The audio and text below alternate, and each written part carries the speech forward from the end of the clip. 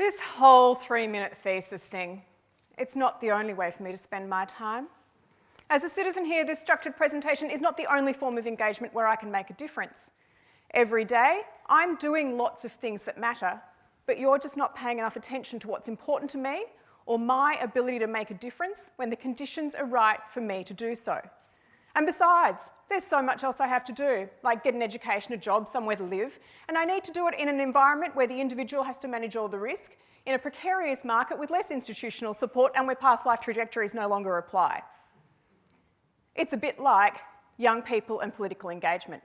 We're just not paying enough attention to what young people are really doing. And so I decided to do my thesis on it.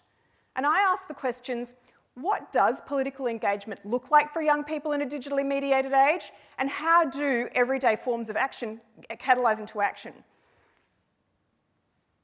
And to find out, I decided to speak with young people, or more importantly, listen to them.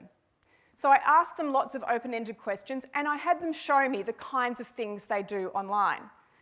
And I did this across those who are really politically engaged, namely those who lead Australia's youth-led activist groups, those who were somewhat engaged, and young people with no direct political connection at all, but who participate in a range of interesting networks like cheerleading clubs, skateboarding groups, and churches. And in these spaces, I found that young people are exercising their power in their everyday lives and doing fabulous things in their local communities and beyond. For example, that when they choose, they mobilise their skateboard networks that they've created and nurtured online to get a new skateboard park in their local council. Others regularly inform themselves online about animal rights, and then they might join in a rally or sign an online petition as a meaningful form of engagement for themselves and others.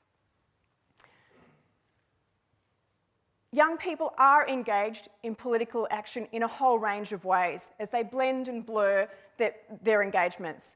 And we need to understand how that looks for young people today. Thank you.